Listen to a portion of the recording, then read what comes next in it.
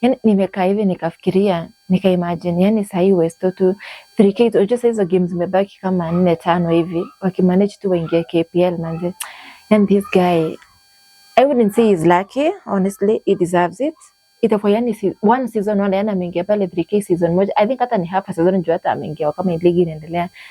When waingie KPL bana, itakuwa raha kubwa sana. And I believe manze itakuwa yani the most amazing thing.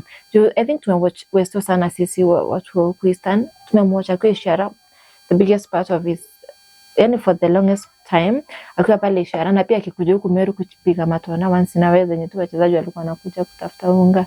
Nimeona akiwa Ngaya, amechezea Ngaya kidogo, akapiga Lolo Marik. Amechezea pia Black Panther, I think tournament fulani ama ni game fulani. I think tu ile tu wachezaji huenda kucheza. But I'm just thinking, yani huyo jamaa yani amestruggle yani for real. Yani can you imagine zile vitu unapitia hapo grassroots wewe kama mchezaji manze. Yani Westo is the epitome of grassroots football for real, from grass to grace.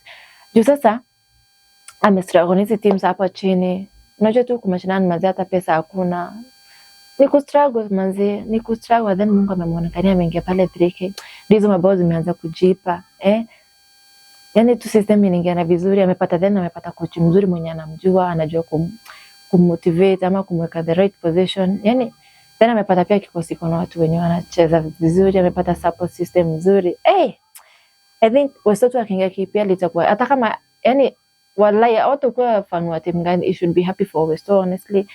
And any other player mwenye ako pale mwenye ametoka tu timu ya chini ameingia NSL, anaenda kupiga sasa KPL inshallah. Wakiwin hizo games tunamuombea. Yani itakuwa motivation kubwa sana kwa most of the players wenye najua hapa chini, na sisi wote tutakuwa happy. I'm looking forward to at least ni watch game moja ya 3K. Hizo games zimebaki za home, sijui niende ya Migori ama niende gani. I just want to witness this moment kama yani if possible, yani wakipanda tu ile yani kabisa, yani I want to be there to witness that moment, the moment of glory. You get what I mean?